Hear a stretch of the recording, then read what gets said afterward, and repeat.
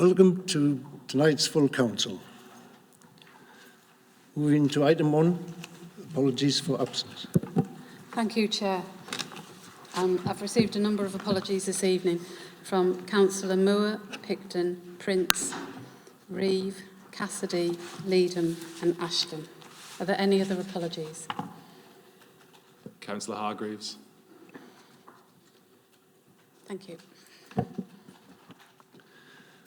Moving on to agendas, items 2, declarations of interests. Have any members got any interest to declare at this meeting?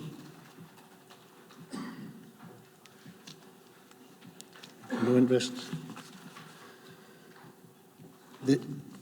There's no business required by statute to be done before any other business.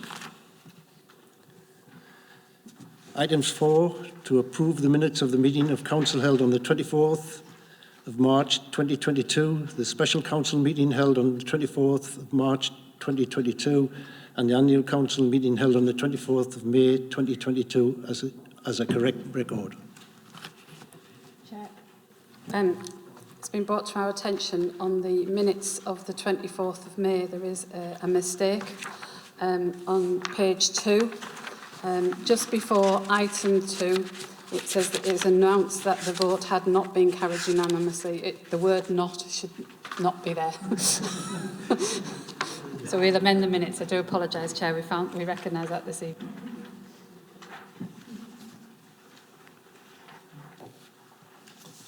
Are there any questions on the agenda items 5?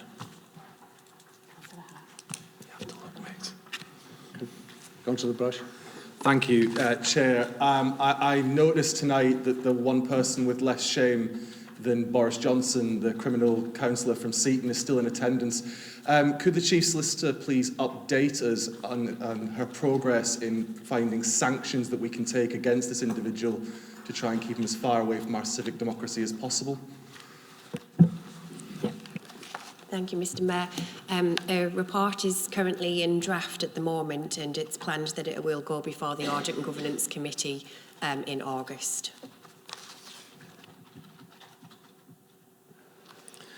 There are no items under agenda number 6, 7 or 8, or moving on to items 9. 1 is this report, the Constitution Committee, presented by the Monitoring Officer. Hill.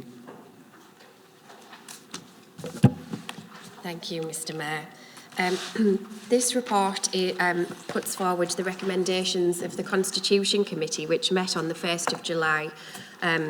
Members are asked to consider these recommendations in relation to 2 proposals to change the Constitution, the first of which is set out in section 3 of the report, relates to irrecoverable debts.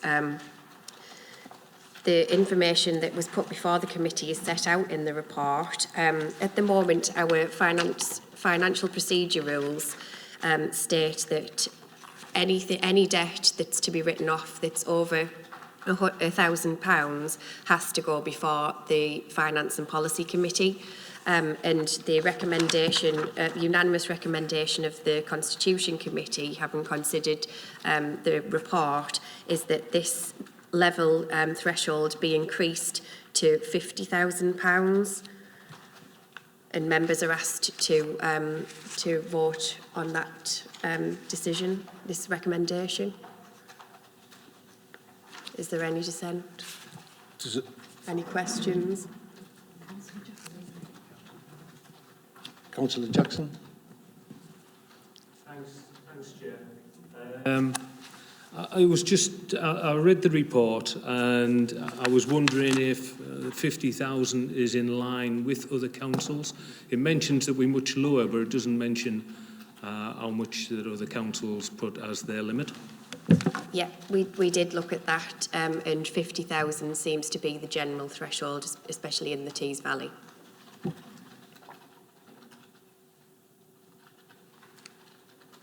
Councillor Brash. Thanks, Chair. As much as we don't have any specific issue with the proposal on the table today, I do think we on this side would like to reiterate something that has been said, I think in finance and policy and other places before. There are, and we know who they are, serial offenders when it comes to this type of behaviour and debt write-off. Frankly, it's how they make money. The point that I've raised previously in finance and policy and elsewhere is we should not be doing any business with those individuals on any level. Any public funding that might be flowing through this organisation, any kind of support, any kind of promotion, we do not do business with individuals who are continuously taking the public purse for a ride. We know who they are, and we would like to reiterate from this side, I hope the rest of the council agrees with that. So, Mr Mayor, can I take it that in relation to that recommendation, there's no dissent? Thank you. The second recommendation of the Constitution Committee related to member champions. These have been considered previously by Constitution Committee and were subject to public consultation last year. Elected members expressed support for the previous decision of the committee, and it was reiterated that it's appropriate for because the decision of the last time it was looked at was that it should be the chair or the vice chair of the relevant committee should be the member champion, unless there was any interest from another elected member to fulfil that role.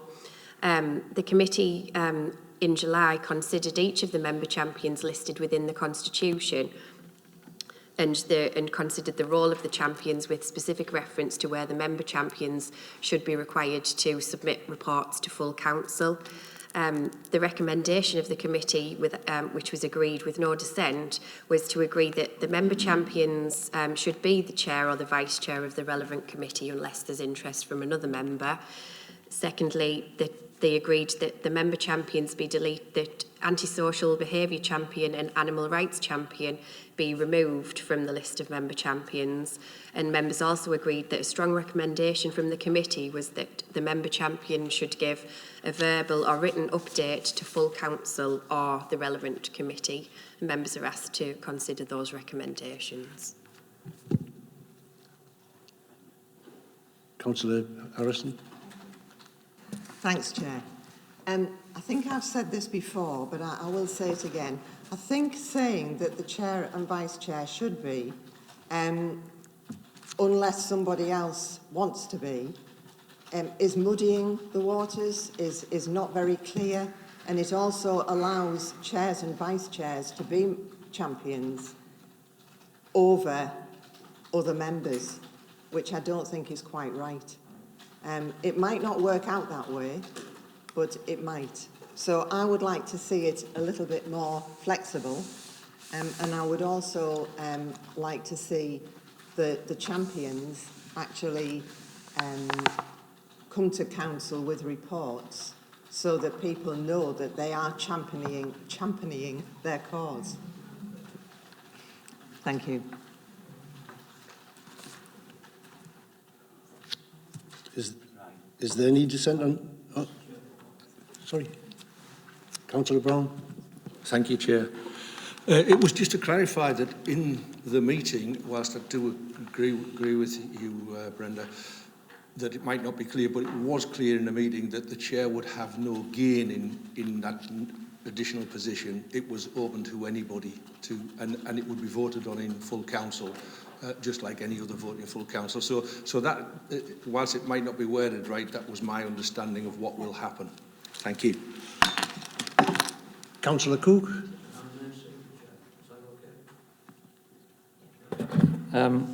Just to clarify, also that meeting, when it said about member champion giving a verbal or written account to full council, it was at least once a year.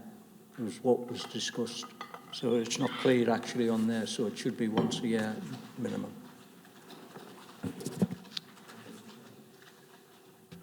I can add that. Is everyone in agreement with that, with those recommendations? And we'll clarify the first point about the vice chair and chair. Yep. Thank you. That concludes that report.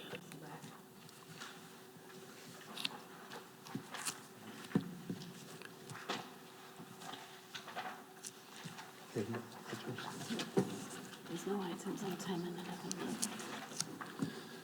There are no items at 10 and 11. 3 motions have been received under item 12. Before we move on to the first motion, I would remind you all of the council procedure rules in respect of speaking. Once during the debate and the length of speeches, the mover of a motion or an amendment has 5 minutes, and any other speeches must not exceed 3 minutes. Motion 1. Councillor Boddy's got his hand up. Councillor Boddy. Thank you, Mr. Mayor. I rise on 11, where it says to consider reports from the policy committees. Well, we haven't got any reports from the policy committees, and if you have, I certainly haven't. But I rise on a matter that came up on neighbourhood services, and I attended as an observer. And it was with regard to the Hartlepool local plan. Move progress. Mr Mayor, I'm sorry. It's not on the agenda. I'm sorry to interject. It is on the agenda because it says to not on the consider agenda. reports. I was there. There was a meeting. Why isn't there any reports? It's not on the agenda. There, sorry. Can I have an explanation why I can't move something that came up at a meeting of this council? Because this section of the agenda, councillor Body, is to consider reports that have come forward from those committees to council, and there have been none put forward. If you want to ask a question in relation to something that was considered at a recent meeting of a committee, then there is a section of the agenda for that. So I presume I can bring it up under item 15A. 15 here. Yes, that's right. There still won't be any reports, but I can bring it up You there. can, yeah, I fully intend to. thank you. Motion 1. Councillor Brash. Thank you, Chair. I rise to propose motion 1 this evening. We live in unprecedented times. Energy bills are through the roof. We're facing down the barrel of double-digit inflation, and we have the highest taxes in peacetime. Just this week, we discover that child poverty in Hartlepool is nearly 40%, with most independent analysts thinking that on the current trajectory, half of our children will be in poverty within the next year or 2. In October, we're facing down the barrel of a winter of discontent, with estimates being that energy bills will go up by £1,200. Now, for context, the last time the energy cap went up, it was by an average of £700. So we're facing, and that was painful. And now we're heading towards a time when they're going to almost double that in their increase. The levelling up agenda is a fallacy, it's a complete lie. I'm sorry, but members opposite seem to think it's okay to give 1.25 million people to one of the richest companies, pounds, to the richest companies in the northeast to do up a hotel, while at the same time we have 40% of our children living in poverty. Now, when I was campaigning in the recent election, I spoke to a gentleman on the doorstep who told me about his neighbour.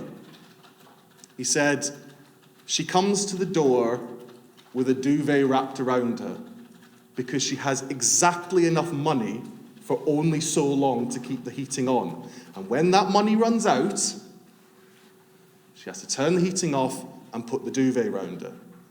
And you know what he said? And now you're charging her more to park her car outside her house. The individual pounds and pence matter. It matters when allotment fees go up to people. It matters when parking charges go up to people. Because when you add those pounds and pence on the extraordinary situation we find families in this town, it makes a difference. That lady will have to put the duvet round her at an earlier point because she's having to pay more for her parking charges. Now, if there was no other money and there was no other choice, I could almost start to think about forgiving people for putting up charges on allotments or putting up charges on residential parking. But when there is a choice to make a sensible saving and change our electoral system, something the leader of this council said would lead to better governance, not worse, and that's passed up, it's unforgivable. We could have offset, Mr. Chairman, we could have offset some of those increases if we had taken the decision to save £40,000 every year, £160,000 over 4 years. We could have done that.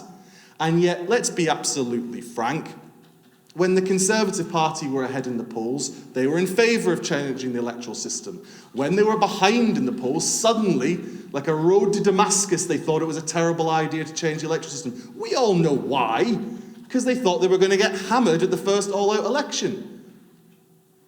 So my constituent ends up having to pay more, put the duvet on early for the stark, naive political choices of people in this room. It's unacceptable. So we can make these sensible savings. Savings that the opposition actually agree with because they propose them. I have to smile looking at the third motion on the agenda this evening that talks about pushing decision-making closer to the public. Well, we tried that with the consultation on this. The public said they wanted to change the electoral system, and the people opposite ignored it. So, I won't take 80 people. Well, I'll tell you what, Mike, and you're free to interrupt me as much as you like. I'm sure my time's being added on as it's happening. Time's out, Mr. Brash, so if you can... Oh, sorry, I do apologise. Thank you very much.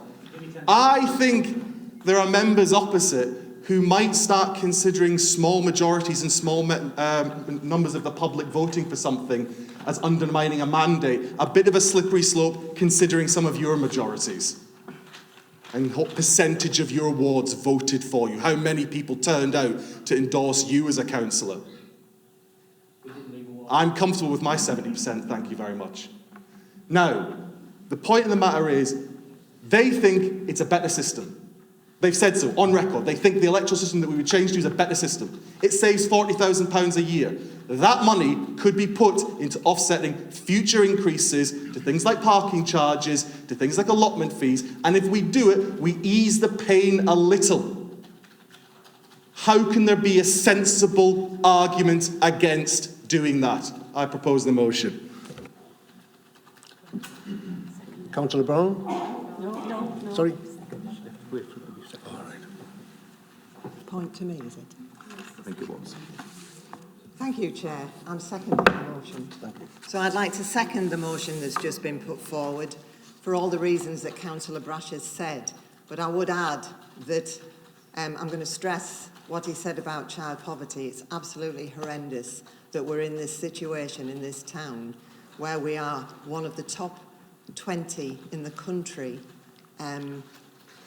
authorities that have such high child poverty figures. They're appalling. It's just horrendous. And I'm sure we're all in agreement with that. I also would like to say, from the point of view of a practical sense, that if you have an election, I think I'm right in thinking that in a 4-year cycle, normally, out of COVID, you would have 1 year off. So there'd be 3 elections within a 4-year cycle.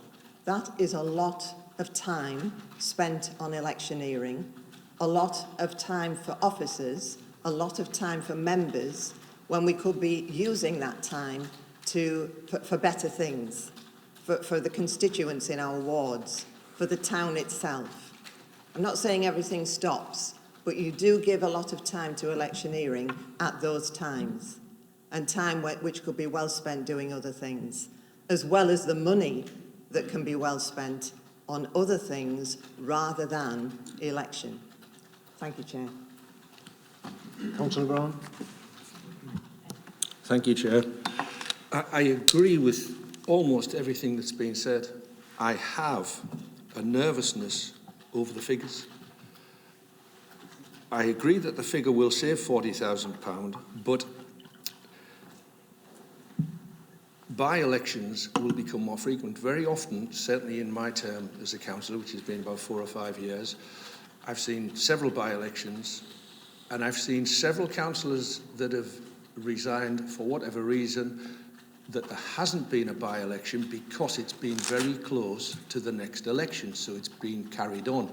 If that next election is 4 years away, or 3.5 or 2.5 years away, then that would almost certainly, well, absolutely certainly result in a by-election. And I'm interested how much a by-election is. I think about 14k, but I'm not 100% certain. So what I think is we need some in-depth work on the figures and the projection of what by-elections might cost in relation to the saving, if any, because of where I'm working, 3 by-elections would trigger and negate any saving. Thank you, Chair. Point of personal information? Yeah, I'll take that first before me. Great, thank you very much. Again, with absolute respect to Councillor Brown, that's to somewhat slightly misunderstand the system. There's only a very narrow window, and I'm sure the Chief Solicitor can confirm this. There's actually only a relatively narrow window in which you would wait till the next election. It's a very narrow window in the course of a 365-day year. Most of the time, you would have a by-election now, you would have a by-election in the new system. I know the Chief Solicitor's nodding, so I'll take that as she's agreeing with me. So actually, it's not really a valid point. You would have no more by-elections than it would be. And it is worth also pointing out, because I know the criminal counsellor from Seaton misunderstood this, everybody gets 4-year terms. Now, everybody would get 4-year terms under the new system. Nobody's getting a 1-year term in any version of this. Thank you. Councillor Young. Thank you, Mr. Mayor. I think the only point that I would like to make is that the town doesn't forget that you've had 50-odd years prior to us coming in to make changes, and you did nothing. So we've got a situation here where we've had very few years to sort something out. We've had COVID in the middle of it. This is our first real year to trying to get to grips with every part of the situation that we've been handed. And you have 57 years to sort something out as Labour, and you did nought. So that's where we're at, and that's what we've got to deal with today. It's your policy.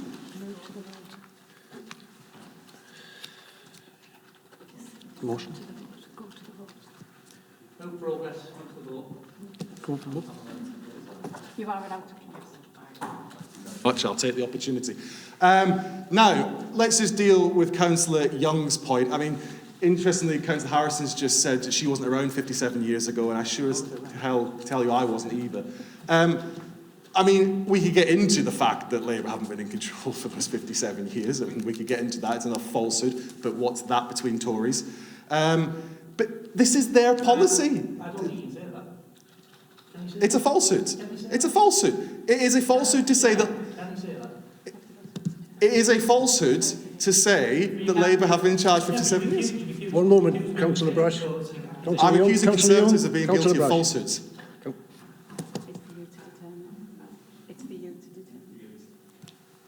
I'm saying that some Conservative Party members have been known to have falsehoods.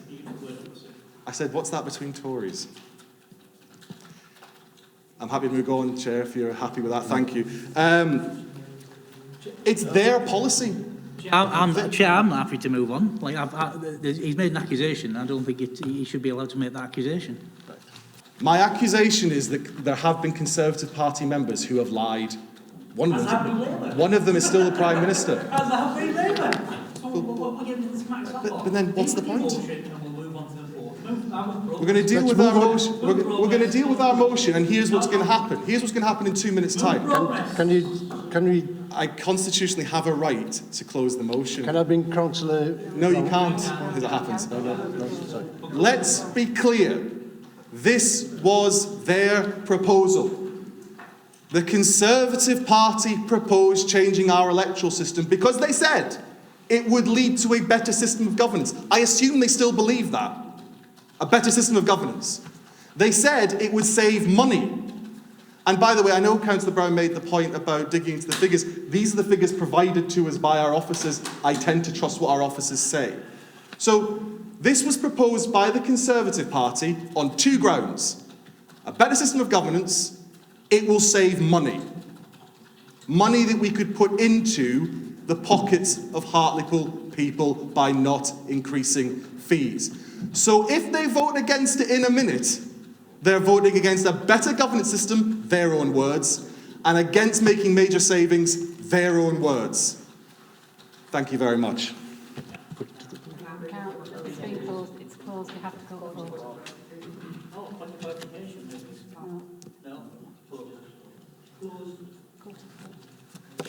Can we go to the vote on this? Thank you, Chair. So this is in favour of the motion or against. Councillor Allen? For. Councillor Boddy? For. Councillor Brash? For. Councillor Brown? Until further investigation in the costs, against. Councillor Buchan? Against. Councillor Clayton? For. Councillor Cook? For. Councillor Cowie? Against. Councillor Cranny? Against. Councillor Creevy? For. Councillor Faulkner? Against. Councillor Feeney? For. Councillor Fleming? For. Councillor Groves? Against. Councillor Hall? For. Councillor Hargreaves? Oh, sorry, she's not here. I do apologise. Councillor Harrison? For. Councillor Howson? For. Councillor Jackson? Against. Councillor Lindridge? Against. Councillor Little? Against. Councillor Loynes? Against. Councillor Martin Wells? Against. Councillor Morley? Councillor David Nicholson? Against. Councillor Veronica Nicholson? Against. Councillor Smith? Councillor Tiplady? Sorry? Again. Councillor Young? Against.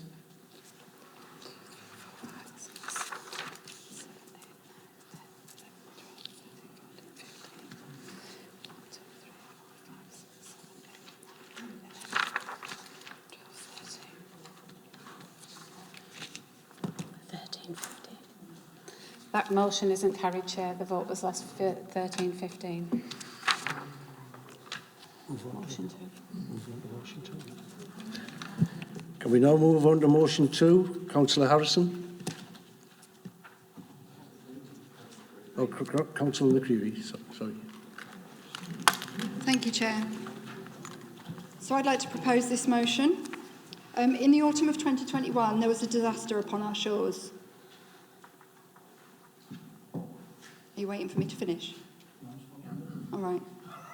Hundreds of thousands of deceased and dying crustaceans were washed up on the beaches from Hartlepool to Whitby. Residents were alarmed, the fishing industry was alarmed, and dog walkers were alarmed.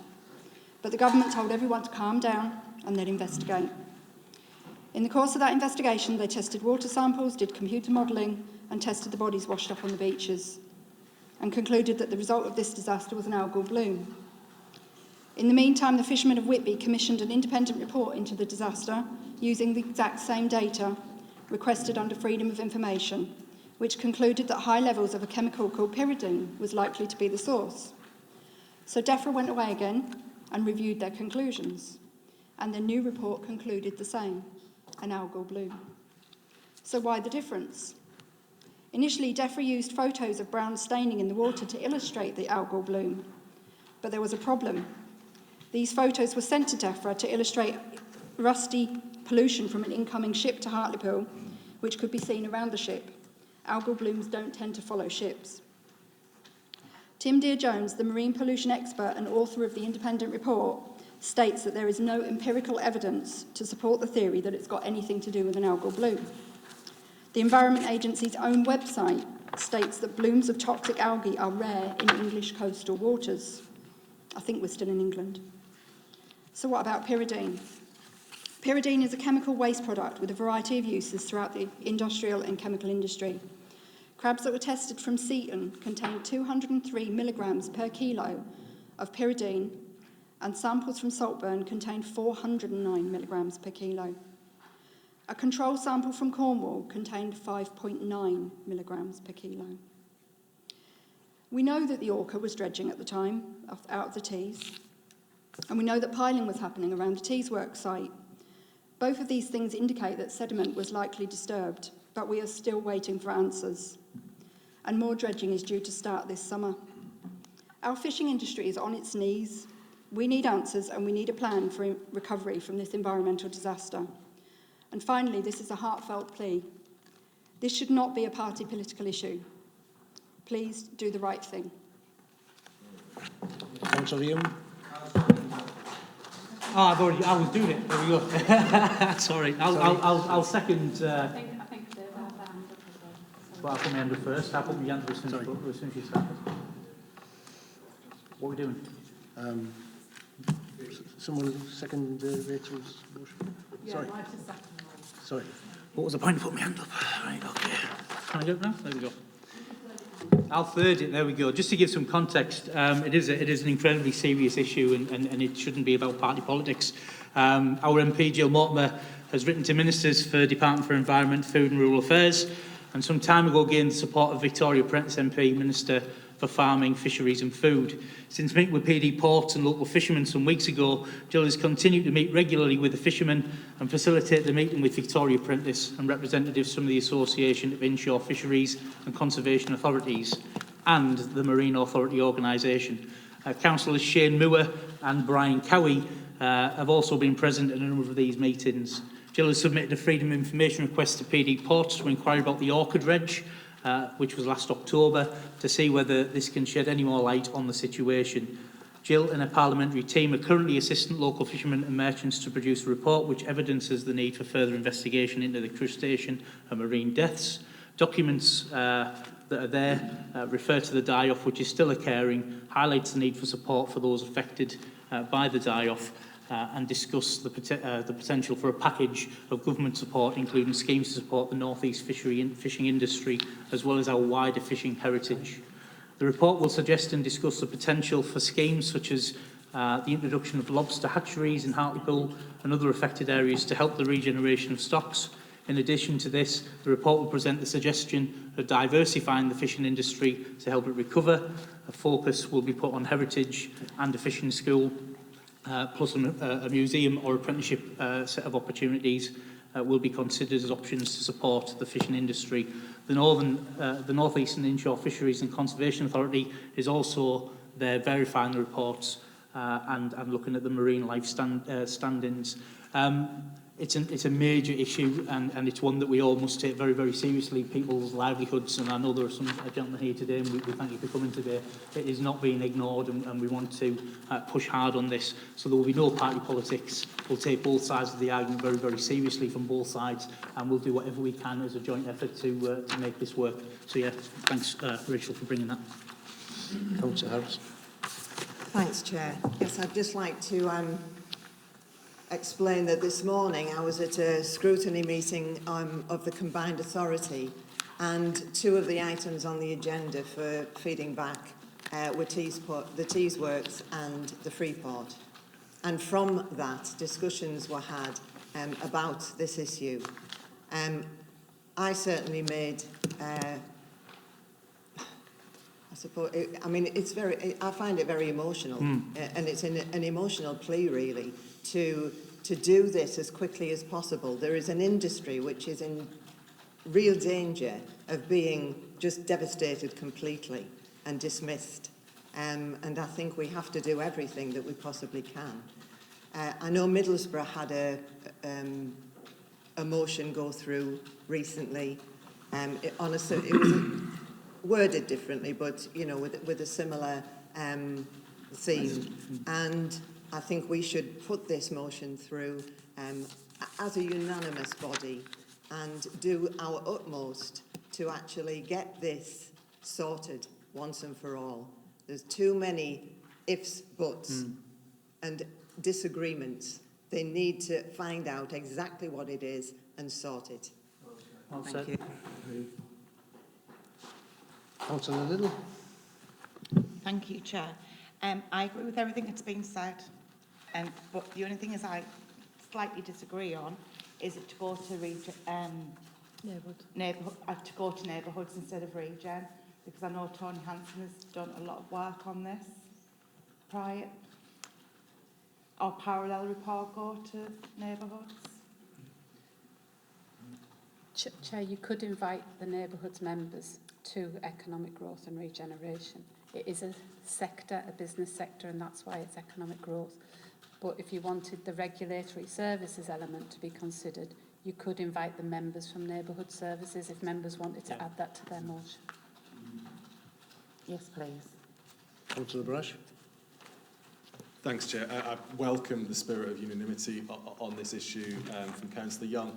Can I just make one point, because quite long in the tooth with all of this over the years. One of the things that so often gets lost in this, and it's brilliant the actions that have been taken, I'm not going to shy away from that, there's no party politics here, but the thing that often gets forgotten are the individuals who are being directly affected, and not in terms of promising them action, but actually engaging with them directly to let them have their say, let them put their case forward.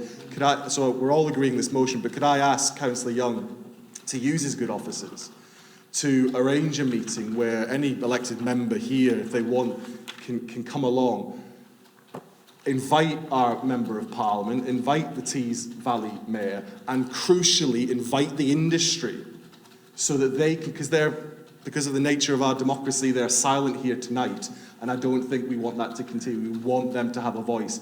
So can I ask Councillor Young, please use his good offices to put a meeting of that nature together where we can hear directly from the people whose business is being threatened and whose livelihood is under threat. Thank you. Councillor Young.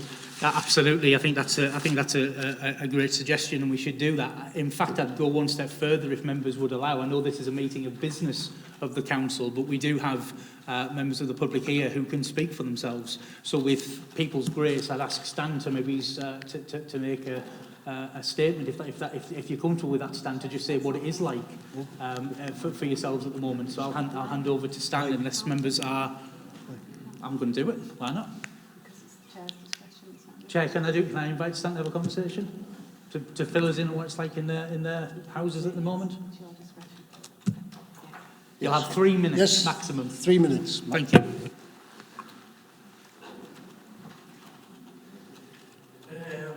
3 minutes dropped on us, but thank you, councillors. Mr. Mayor, Chief Solicitor, committee chairs, committees, councillors of our great town with a fishing heritage. I might be getting emotional here, and I might get unspeakable. I just want to know what's happened to our industry. 25th of September last year, the Orca dredge started on the mouth of the Tees. Within 2 or 3 hours, lobsters and crabs were on Southgate Beach, upside down, twitching. A marine biologist was noticing that. Within a day or two, our lobster catches fell off a cliff. We're not there to rape the stocks. You know, I've been at this game a long time. There's more lobsters about now than when I was a kid. And there's still people like these catching lobsters, bean-notching lobsters, buried ends. I've never kept a lobster above £6 in my life. And just one day last year, I had 3 of them. Always bean-notch, always let them go, always try and build the stock up. And it's worked. And then it's all gone out. A lifetime's work between us, all of us, for nothing. Because they're washed up on the beaches. They started going in the crab pots. Everything's died. It's every piece of this ecosystem. It's not just crabs and lobsters. Crabs and lobsters were the first things what were affected. Our catches fell off a cliff. They come to the 4th or 5th of October from the Orca dredging start about the 25th. I could bring the pots in. I couldn't afford the bait, never mind the diesel. And I thought, you get flushes of lobsters that come out the jug now. And I thought, never known a flushing all my life, but I quickly lift the boat out and get lifted back in. These lads carried on fishing. They had to bring the pots back in before I even got the boat in 4 days later. Couldn't afford to go to sea. The full ecosystem had been heartbreaking the weekend. We've been trying to build a dossier of evidence document. We can't fault the likes of Rachel.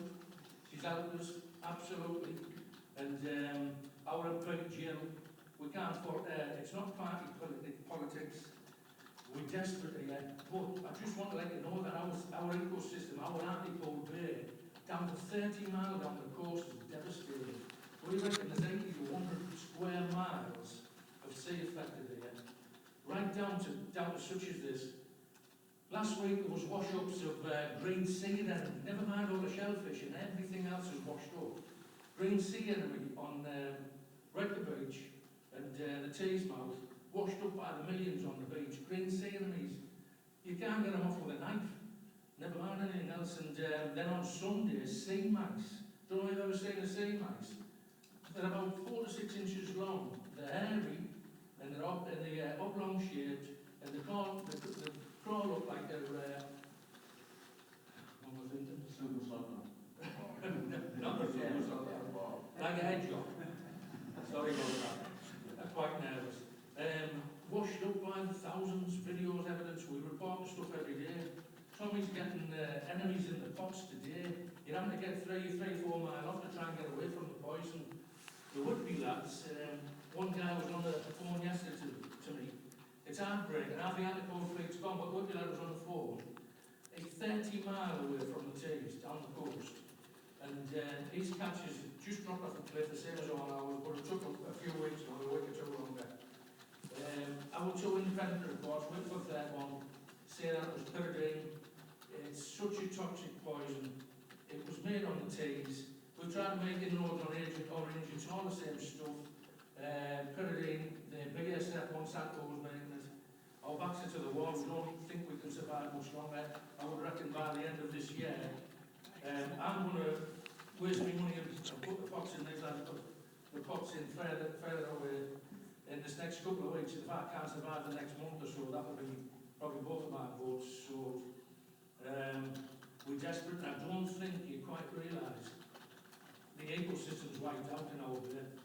And when you look at our independent reports through the Freedom of Information, it was already mentioned by Councillor Pig that the levels were 400 and 700, 600 at Saltburn. What is so alarming, and I'm sorry for an email I put out to a couple of years because it's so upsetting, but Antipold Channel and Antipold Ducks is actually 3,620 milligrams per litre. And our kids are bailing on the fish stands, and the dredges are going in and out. Not once any meeting have we been where we've asked for money.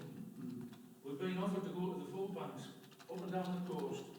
Fishermen go to the food banks. We don't make the bean to start with. We love it as part of our heritage. We work so hard, we work long hours, and don't make a lot of money at the end of the year. Money's not our driver. Every meeting we never talk about money. We talk about our ecosystem. We want our jobs back. We want to be able to go to sea when the sun's coming up. We've had it. We've absolutely had it. We can't see any way back with the ecosystem coming back. Thanks for letting me talk.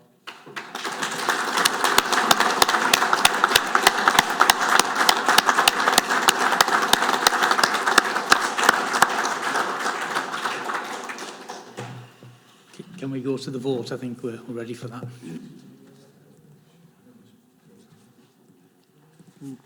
Is there any dissent? Do you accept the additional meeting that was recorded? I think it's covered in there. So. Yeah. Motion 3, Councillor Young. I'm not sure I can follow that stand, to be honest. That was well executed, and we respect everything that you said there. Thank you. I was in Parliament a few weeks ago, not particularly for this particular reason why the motion's come, because it was brought by a Labour MP, but it is a bipartisan campaign called We're Right Here, and it's about giving more power, and we've just seen an example of that, I think, in the last few minutes, of giving more power to the public. And I know Councillor Brash has had his own comments tonight about it, but I think it's something that we can all agree on, that we need to bring forward more ways and means by which people can access. Councillor Brash. I would never use my phone when you were speaking. I really wouldn't. I was being respectfully quiet. Yeah. Well, I'm just noting the fact that you sat with your mobile phone, which is a little bit disrespectful. The whole purpose of this is to pull forward a Community Power Act. We've heard comments about the Level Up agenda and the Level Up Act and the Localism Act. This goes a bit further and looks to put power firmly back into actual communities and neighbourhoods. And I move the motion for this point. Thank you. Any questions? Seconder? think Councillor Edwards was the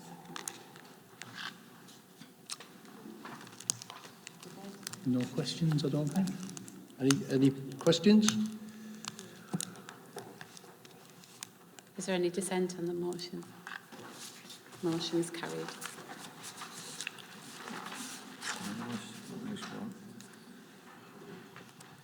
For items 13, hand over to Managing Director Dennis McGee. Whatever my name is, yeah. Thank you, Chair. Just distracting, isn't it? Local authorities, member allowances regulations 2003 for England require that local authorities establish and maintain the independent remuneration panel, which must review and make recommendations in respect to members' allowances schemes every 4 years. Hartlepool's IRP has not met since 2017 and therefore must be re-established. Members are asked to note that we will advertise the positions, and in accordance with the Constitution, a report will be submitted to the Audit and Governance Committee to approve appointments. Councillor Brash. Thanks, Chair. I'm going to speak, Mike. See if you can manage not to while I am. Okay. Touche. There it is.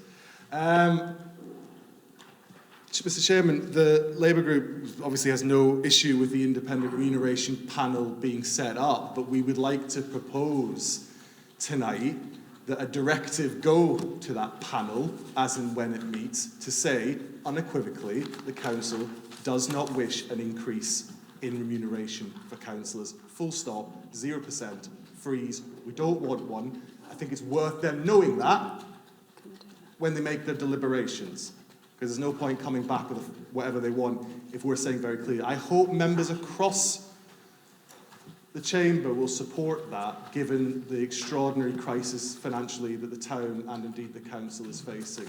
So we're asking very clearly for a directive to be sent to the independent remuneration panel. This council does not want an increase to councillors' allowances. Full stop. Is that a motion on the floor? We can ask that be put forward, but obviously it'll be the panel's decision, and their recommendation will come before full council. And if it was, say, to increase, or you can vote against it, but we can make that clear at the start. Thank you. Elected members will be aware that Chris Little, the Director of Resources, is currently ill and likely to be off work for a number of months. And therefore, when writing the report, I sought to designate James McGogg, Assistant Director of Finance, to the acting Section 151 officer in his absence. I have some fabulous news for everyone today. I think it's the miracle recovery, and Chris will be in a phased return to work from next week.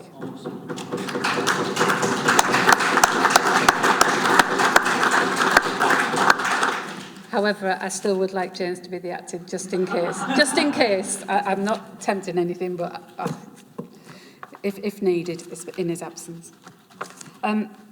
Section 3 of the report talks about outside bodies. We have 2 vacancies, one on the Teesside Pension Board and one on the Furness Seamen's Pension Fund. Are there any nominations from the floor for the Teesside Pension Board? Are there any nominations for the Furness Seamen's Pension Fund? Those posts will remain vacant. With regard to the appointment of the North East Regional Employers Organisation, the executive, it has been noted that as Councillor Moore is not nominated to be a representative of NERIO, he is therefore unable to sit on the executive committee. And therefore, one of the 3 members need to be nominated to go on the executive committee, and they are listed on the paper of Councillor Young, Councillor Boddy and Councillor Morley.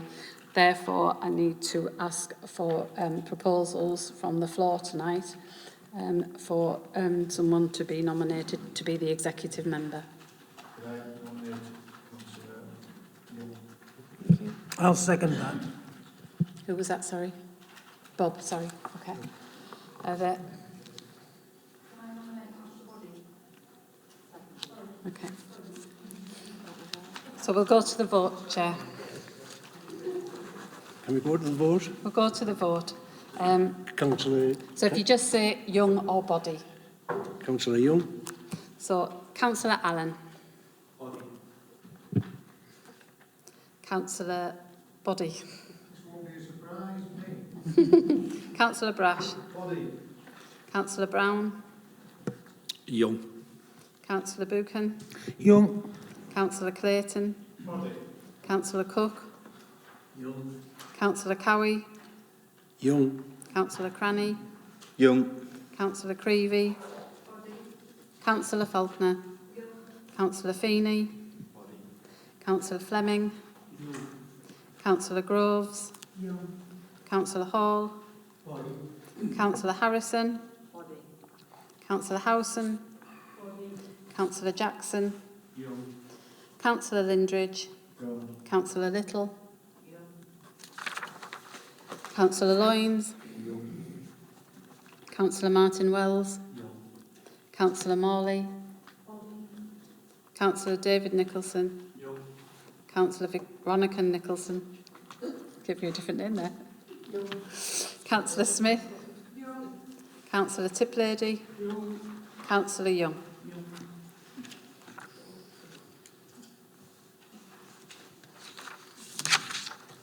I think Councillor Young's got it.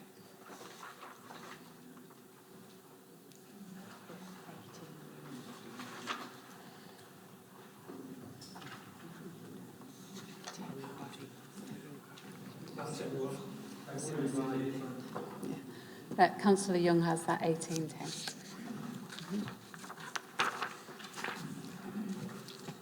Moving on into my report. Elected members will recall at annual council meeting. We discussed the appointment of the Audit and Governance Committee for the Combined Authority, and there was a query regarding who should be on that, and we sought clarification from the Combined Authority. This has now been confirmed that it will be a Conservative post, and therefore Councillor Tiplady is on the Combined Authority. The item here regarding the Tees and Esquire Valleys NHS Foundation Trust, annual council had already appointed Mike Young, and there's been a cross-communication on that, so that's already been agreed. Section 4, there's been no special urgency items to report to Council during the period February 22 to April 22. And we've had a change of appointments to committees on planning with Councillor Martin Wells replacing Councillor Reeve, and on the Health and Wellbeing Board, Councillor Buchan replacing Councillor Young.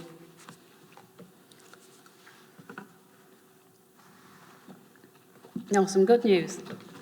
Following the success of the recent civil engineering awards of the Elephant Rock Amphitheatre over at the Headland, they've received a further accolade at the recent Constructing Excellence, easy to say, North East Awards.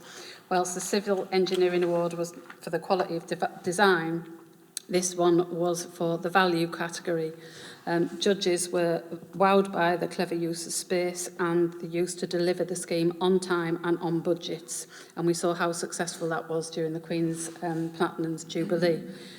This is the third out of 4 years that Hartlepool Borough Council and the construction team have won the Value Engineering Award. So that demonstrates we do provide value for money.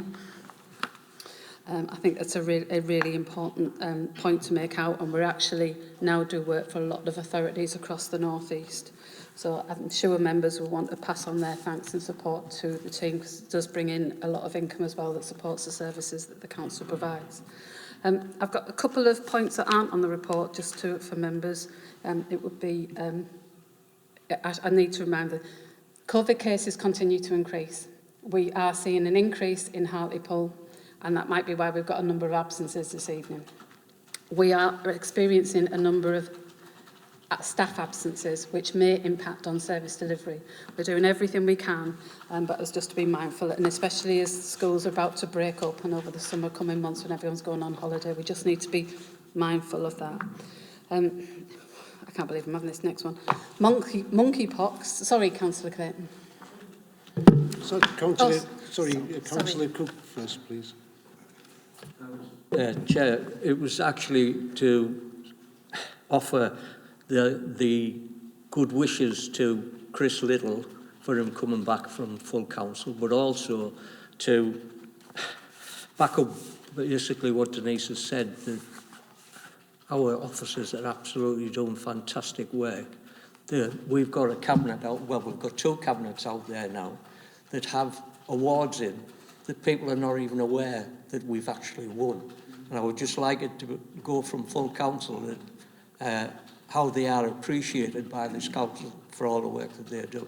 Sorry, I mean, your throat's one. Thank you, Councillor. Councillor Clayton. Thank you, Chair. Councillor Clayton. Thanks, Chair. The Managing Director must have read my mind this evening because I was going to ask a question as to why there wasn't a COVID update within the report. But there is an issue following on from that I would like to address. On the 4th of July, a statement was issued by the Director of Public Health on the Council website and on the Facebook page relating to the increase in cases. Cases had almost doubled in the space of a week. And I'm a little bit disappointed that I found that out from Facebook. And I just think it would be prudent for elected members to be told of these facts when a situation like that occurs. Thank you. I think it's a very good point. I apologise, Councillor Clayton. We will improve that in future. I am pleased to say at the moment we don't have monkeypox in Hartlepool, but it is in the Tees Valley. It is in North Tees Hospital, and there are 19 cases in the North East. So I know it's about infection diseases. And a plea from my member training team is we are not seeing the members turning up to training in the numbers that we would like.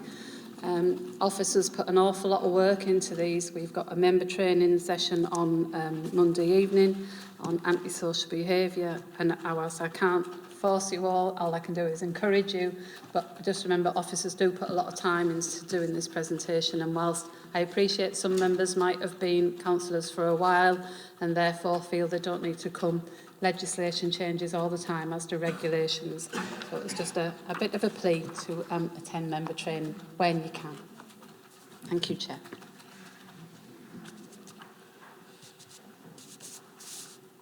No public questions have been received on agenda items 14. Are there any questions under agenda item 15? Questions to the Chair about the recent decisions on council committees and forums without notice under council procedure? Councillor Body. Thank you, Chair. There's a famous quote, isn't there? Perseverance has its own reward. Well, I'm back. This is about the Neighbourhood Services meeting, as you probably guessed, because I mentioned it earlier. I attended as an observer. I'm not on the Neighbourhood Services. And the agenda item that I attended had come up quite accidentally in a planning seminar. And it was with regard to our local plan. Now, most of us, a lot of us I would think, will know that the local plan is the structure, the bedrock, the template on which all our planning decisions are made here in Hartlepool. And we last had a local plan accepted by the inspectors of planning in May 2018. And they last 5 years. So consequently, our local plan goes kaput on the 22nd of May of next year. And in the Neighbourhood Services Committee, there was a discussion brought by the officers, a very informed discussion, that suggested that we could use some of the allocation of monies that were going to the proposals at Wynyard, the Wynyard Village, 180,000, and we could use that without any difficulty to update our local plan. And there are frequent changes in legislation that have happened. There are proposals that need to be considered on the wider front, and this goes from changing the structures and presentations of listed buildings to major developments. Point of clarification, Mr Mayor. The Chair of Neighbourhood Services isn't here to answer your question, so I'm not sure whether it can go forward. Nor is the Vice Chair. They're both not here. Well, that's not my problem, Mr Chairman, is it? Well, it is if you want to answer. So I suggest that we probably move on, and that can be a written question with a written reply. Can I suggest that this is a deliberate attempt to stop this being discussed? Councillor Body, what is the question? The question is, why are we not updating our local plan? Mr Mayor. Sorry, Councillor Body. Thanks, Mr Mayor. I think the point is you talk about the 180,000 and you've talked about savings. Not only is it 180,000... I haven't talked about savings, Chair. There's £180,000 there. It doesn't just mean £180,000 spent. It means £180,000 plus officers' time. There's a lot of work that goes into that, and we're still fulfilling objectives of the plan that exists. So the plan is still in place. If we put that in place for putting it back by 12 months, it doesn't have a massive impact on where we are now. We want to make progress.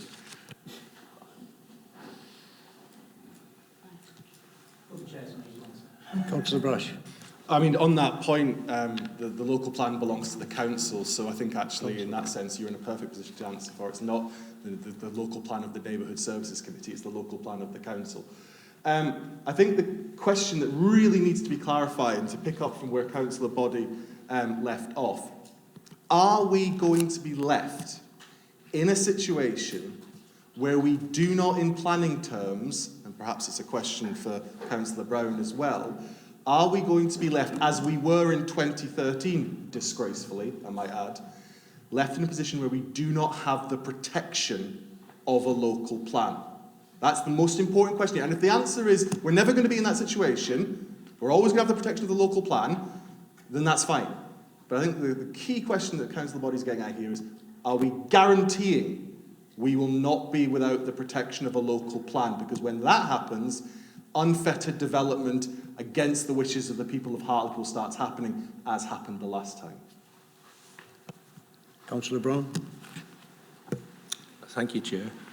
I mean, my understanding is we do have a local plan. My own understanding also is, despite the fact it hasn't been submitted as a new local plan, that it does get updated on a reasonably regular basis. So when Councillor Body said there was a local plan that needs updating, my belief is that it does get updated. Although there are times when we submit a complete new plan, but I believe that plan has been updated. I can't confirm it for definite, but we can have it checked out, and I'll get back to Councillor Body with that information if that would make him happy. Councillor Body? Chair, can I maybe help the council this evening? The local plan is a 15-year council plan. However, best practice is that you review it every 5 years. The review was scheduled to take place next year. However, due to the Wynyard Garden Village funding that came forward, it was looked at whether we could review that at the time this year and bring it forward. At committee, members wanted further work to be done in delivering the existing local plan within the 5 years, and therefore we will be reviewing that. We haven't lost the funding, it's still there. We will have a local plan, and we'll just be reviewing it in time with what was the original schedule. Councillor Jackson. Thanks, Chair. I've got to admit, I was at the meeting that Councillor Body was at, and I was surprised that the local plan came to Neighbourhood Services. As has already been mentioned, the local plan belongs to this council, and I was just really surprised that it was Neighbourhood Services that was given the chance to vote on it. Well, not because it was deferred, and I would have thought that it might have gone to Finance and Policy, or at least a full council. Chair for me? Chair for me. Constitutionally, planning policy falls under Neighbourhood Services, and therefore once the local plan is approved, it would be down to the Neighbourhood Services to bring it to the council to adopt. In the past, it used to be in regeneration, but following the restructure within the organisation a number of years ago now, so planning policy sits under neighbourhoods, but the council would adopt it. The Neighbourhood Services Committee makes recommendations around the local plan. Councillor Jackson. Yeah, thank you, Chair. But a decision to spend £180,000, as has already been mentioned, which was earmarked for something else, I don't think that should be coming to one of the policy commissions. It should be going across one of the other committees, or at least this full council. I'll just note the comments. I'm just reporting the Constitution, Chair. Councillor Body?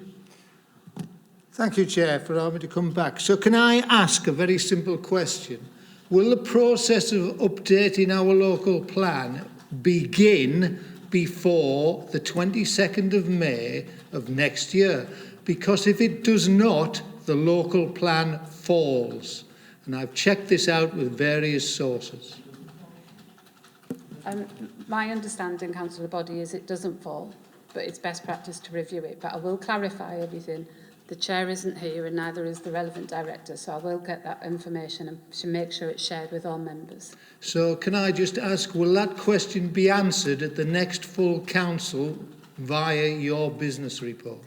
I can include it in the business report, but the next full council isn't till September, so I can also write to members beforehand so that you've got that information sooner than wait until council, but I will clarify it in my business report as well. There's one question under item 15. Question from Councillor Brash. Chair, in light of the absence of the Chair and Vice Chair, I've been advised by Chief Solicitor that it can't be answered this evening, and therefore I would defer it to the next council meeting.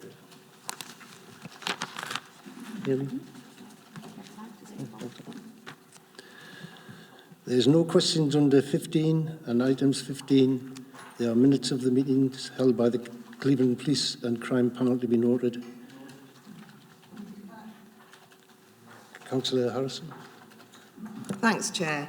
It is just something in relation to the minutes of the Cleveland Police and Crime Panel, which I was subbing for Councillor Prince. And it's on page 4. There's no page numbers, but it's the 4th page in of the Cleveland Police and Crime Panel minutes.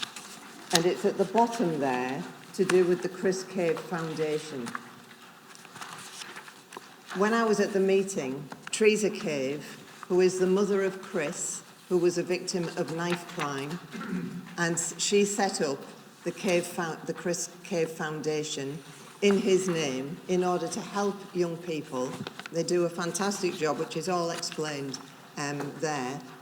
So I won't go into detail, but she gave a presentation at that meeting and I was very moved by it and very concerned actually that our young people were not getting the benefit of it as much as people across the rest of the Tees Valley. So I did ask the question, had she been to Hartlepool? She said once. I do think it would be a good idea. I have had a word with a particular officer about it when I came back from that meeting, but I think it would be a good idea for us as a council to support any connection we might be able to make with that foundation in order to help quite a lot of our young people within the borough. Thank you. That concludes tonight's meeting.